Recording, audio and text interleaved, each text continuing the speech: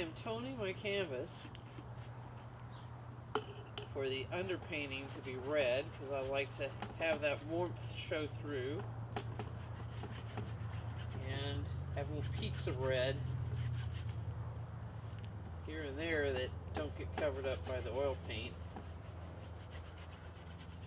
So I'm just toning it with a red acrylic because it'll dry quickly out here in the desert. I walked around to figure out what's a good scene. I have my little viewfinder, which I'll show you here in a minute. Because what is a good scene with the naked eye isn't always a good painting.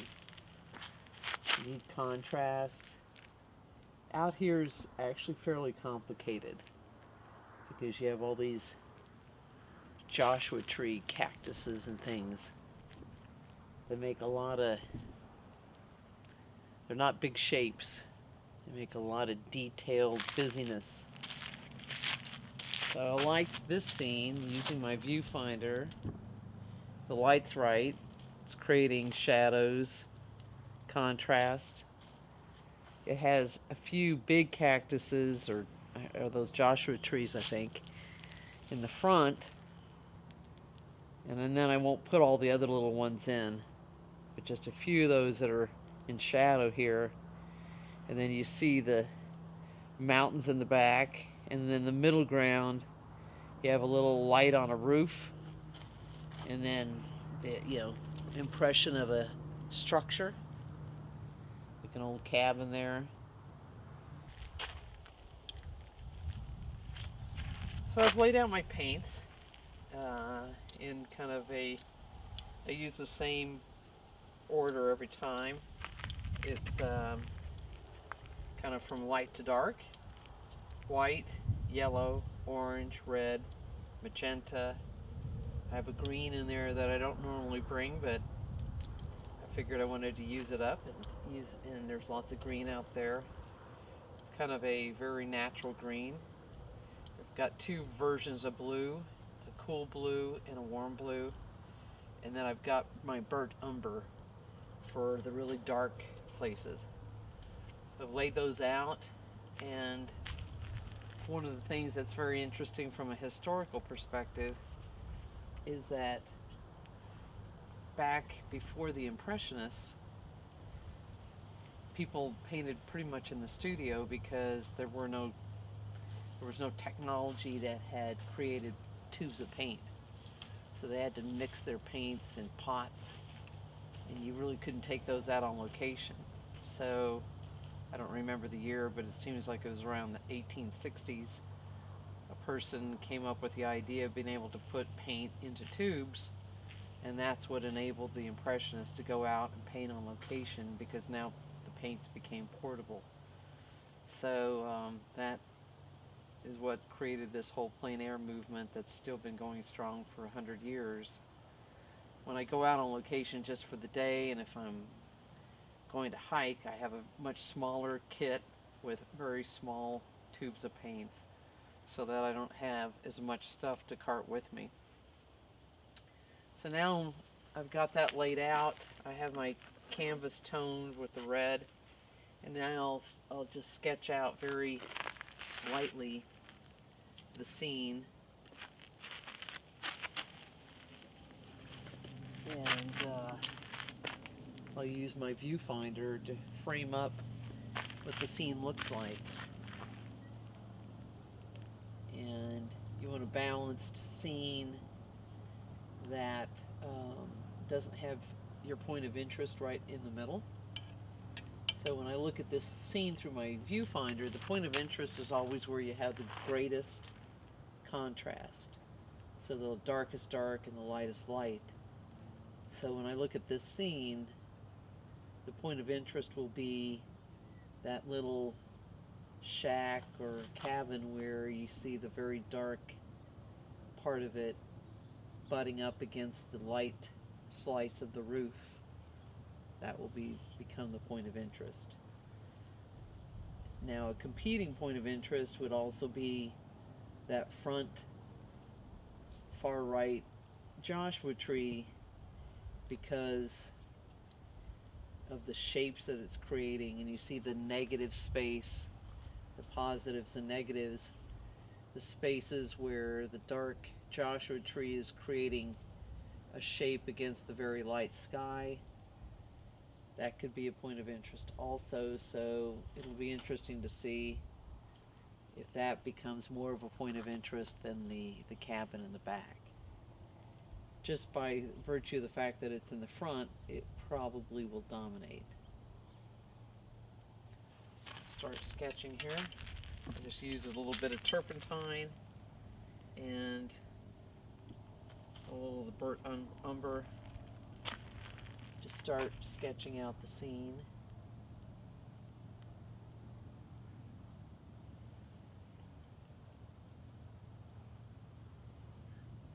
And you never want to completely divide your canvas in half, so I'm going to put the mountains up fairly high and not have a lot of sky in this scene.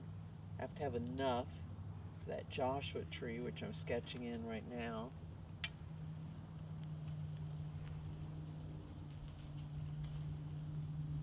It has a really interesting shape. It almost looks like a, I don't know, it's reminding me of something. I can't think what it is, but almost like a symbol. What I'll probably do is there's some little ones, maybe a few of those, just the hint of their organic shape over here. But mostly I want to leave this fairly simple. And there's a little gully that's creating a shadow right here behind. It creates a shadow, and then there's really nice light in the front. So that's as simple as my drawing is. I'll put the little shapes of the tops of the Joshua trees in later. So what I'll do now is just darken in where that house will go. And if you notice, you probably can't see it on the video, but right in front of that really dark spot, there's a nice little white bush that I may or may not put in, so that it's a warm shape.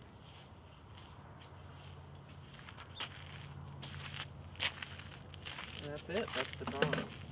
Simple as that. So the key will be to make these just kind of nice big puzzle pieces out there. And I'll probably do the sky last, just because I want some of these things to dry a little bit against it. What that looks like against here.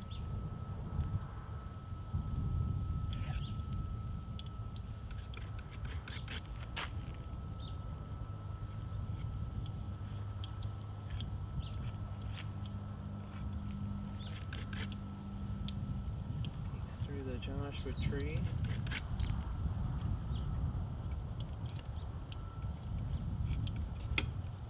I'll probably break that up a bit so it isn't just one continuous line, but for now, let's get that in there. I'll use a combination of brush and palette knife. But that light color helps me key off of what I want to use.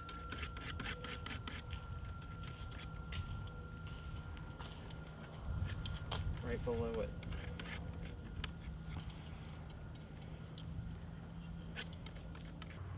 So at this point I'm using the palette knife a lot because I'm really just focused on laying in the big puzzle pieces, big shapes. So I'm trying to get the values and the shapes without noodling, and the palette knife helps you do that, first of all, because it's big shapes, and this is actually a smaller palette knife than I typically use. I forgot my big palette knife. After I lay everything in towards the end, I'll use some brush work, but for right now I just like the feeling of the palette knife. And some of this paint will set up, and then I can go back in and put a little bit of layers over it.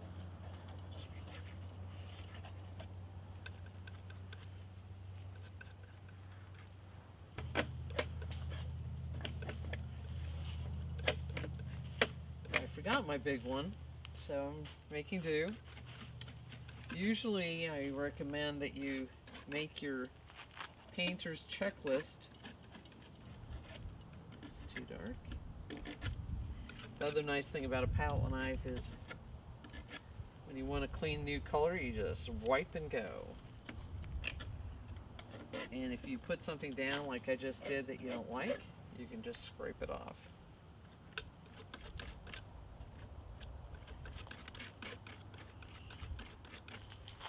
It's a very forgiving tool.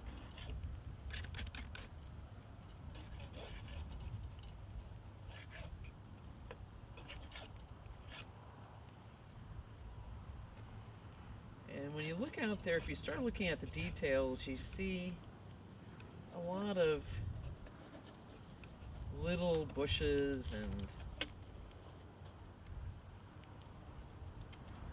shadows, and I'll put in a hint of a few of those, but not very many, because I think they'll start making the painting look too busy. Alright, there's something calling me to do the sky right now, and part of it is because a lot of things will key off of that. The sky is pretty flat. Let's just get that in there. I won't do anything. It'll be just a really pretty solid color.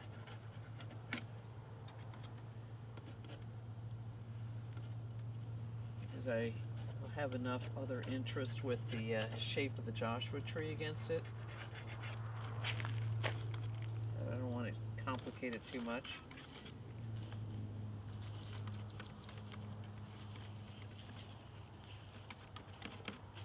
The hummingbirds are commenting on your paint. Awesome. I love it when nature weighs in and gives you a little feedback. Nature's feedback. I'll leave it pretty rugged against the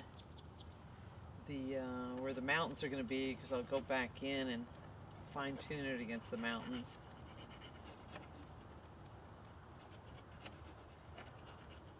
Right now I'm just trying to kind of get the color of it in there.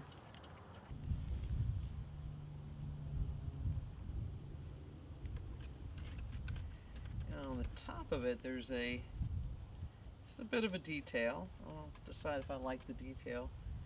There's a little bit of a rusted shingle on the top. That's creating a little different look.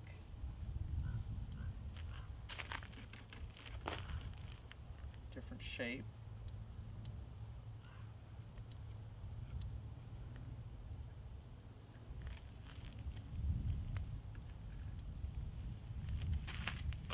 I think I actually want to add a little bit more white to this.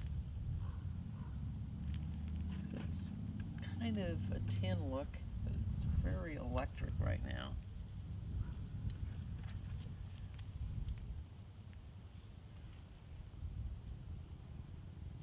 I really want this to pop.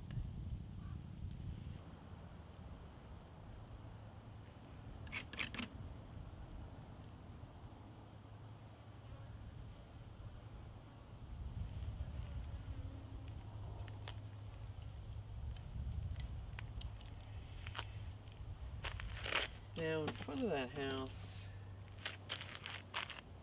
is actually a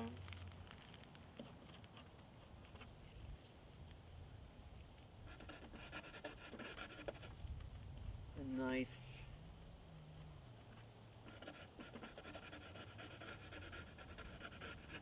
big tree, and a lot of it's just dark right now that I will push up against.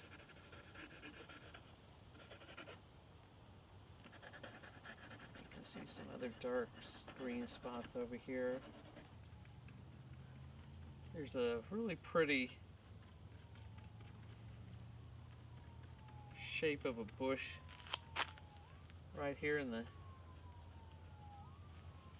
needs a little bit more light on it.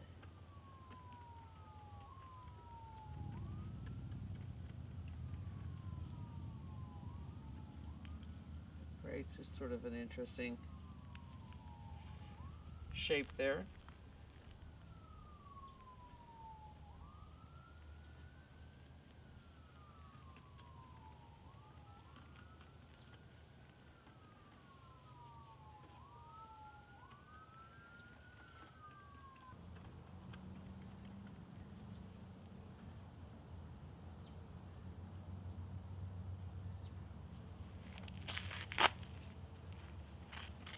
We've got other green back here. I'm going to start kind of moving into. It's a little darker green.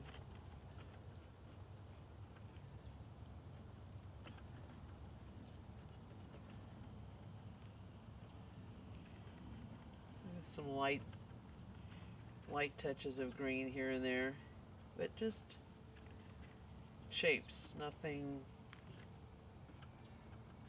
noodly or doodly.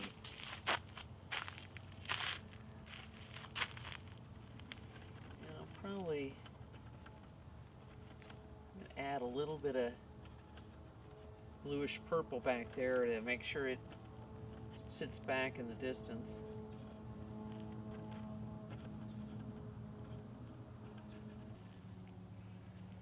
And at the same time, we've got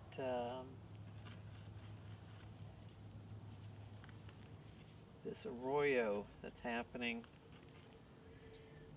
I'm kind of going back and forth on in terms of what the color is. A little of this top of the bush that's in the front. It's has light on it.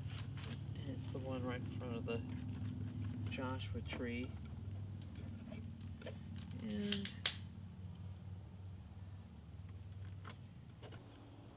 they're really interesting. I can see those. And they'll add a little interest, a little punch of color.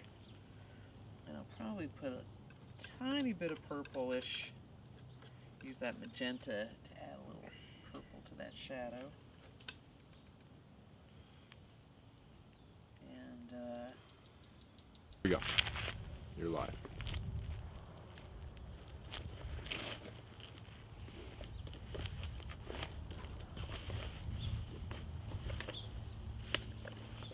this is where I want to use a little linseed oil because I want my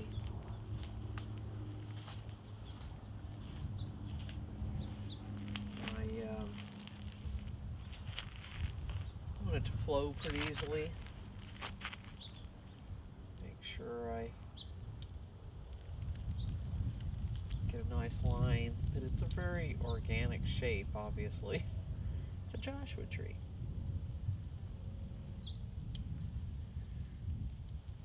And there's a little piece coming up here that looks like the Joshua tree's kissing itself.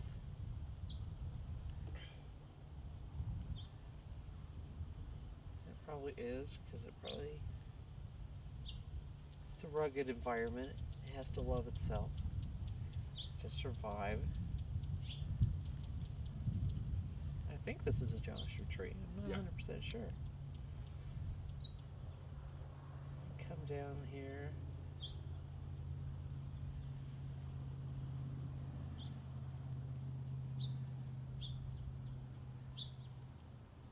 Makes a little Y.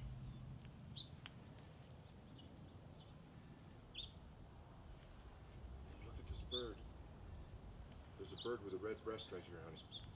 It's gray, it's in the rocks right there. It's coming towards you. Look at it. Oh. Look how think it is? Some type of wren? I don't know. Finch? If it wasn't for the red face and around the eyes and the breast, I'd say it was a sparrow shape, but I haven't seen it fly yet to be able to tell you. But look, it's right here. Just flew up.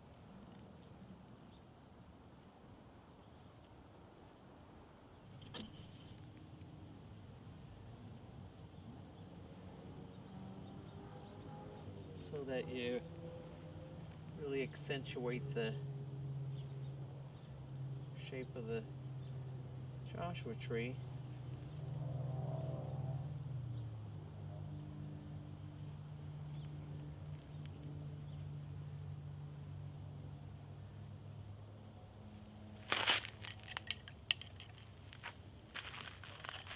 Not the ideal situation where you're bending down to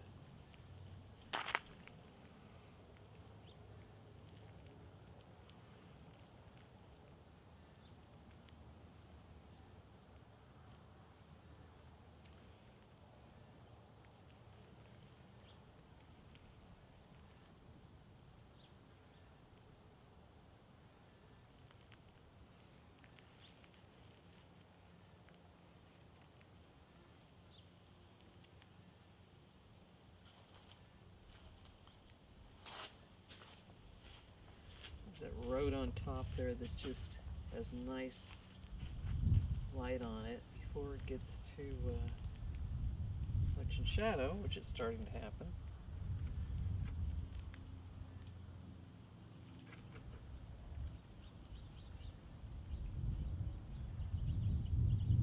So we're going to just kind of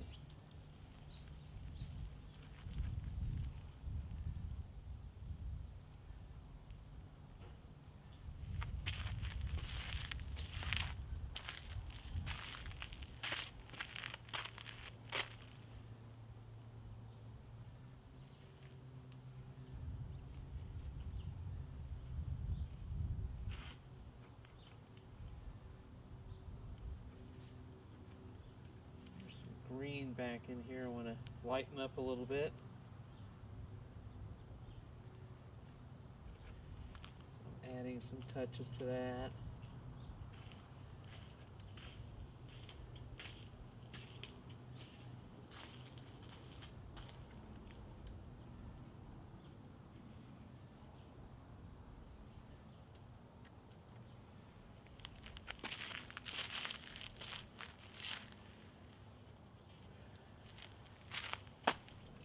I see a little bit of lavender in the trunk. Get that a little darker, but there's something I'm seeing there. Because the trunk, even though it's in shadow, it has some variations in it. Make sure that nothing looks too straight on these branches, because that's not how it would be in nature. And what I can see is I need to lighten the shadow of the ravine a bit back there, so it's not competing with the Joshua tree. Spots here and there where you can kind of see lights hitting. There's also some of the prickly parts. I'm just adding some little highlights to some of these pricklies that you can see happening, that are I call this the jewelry. It's where you get to add the fun parts. The little kind of highlights that make a few things pop. And you just have some interesting shapes with these prickly guys. Up at the top here, they're really getting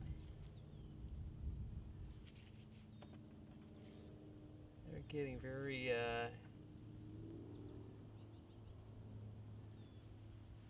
highlighted by the sun in some of the spots.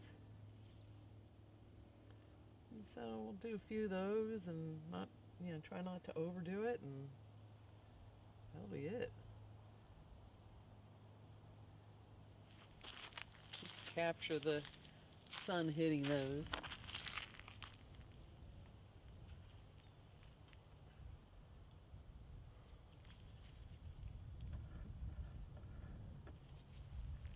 And it's a tricky thing. She's kind of less is more.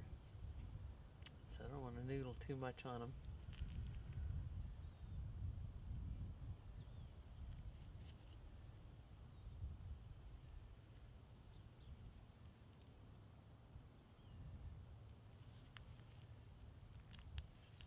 There's one right there that really stands out to me because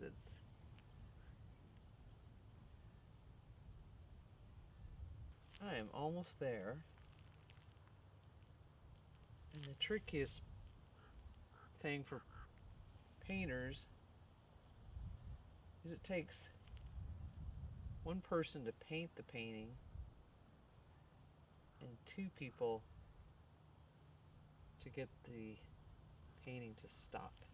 Meaning somebody usually has to tell the painter, stop! I think that's your job. Looks good.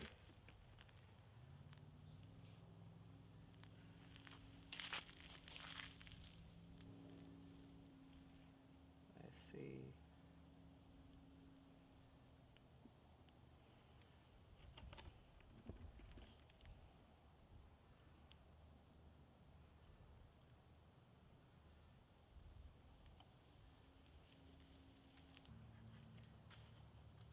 This is the little carving part where you just kind of go in and carve out a little bit more to get your negative shapes ever so lightly here and there.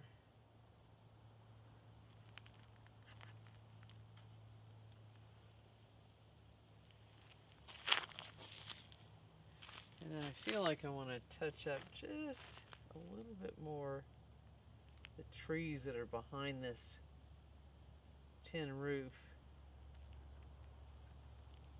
There's some darkness behind there.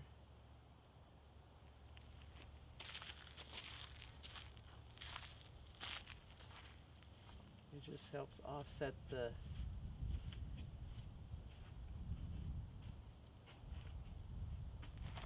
My husband is liking the painting. Yes. That's a good thing. Back here, look at it. Yep. You have some lit foreground mountains, but I think if you do that, it takes away from the Yeah. the judgment. Yeah.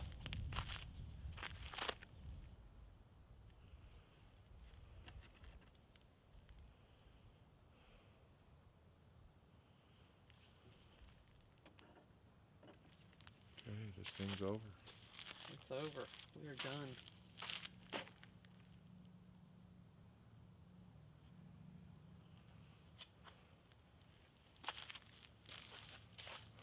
You like the roof? Yeah. Sayonara.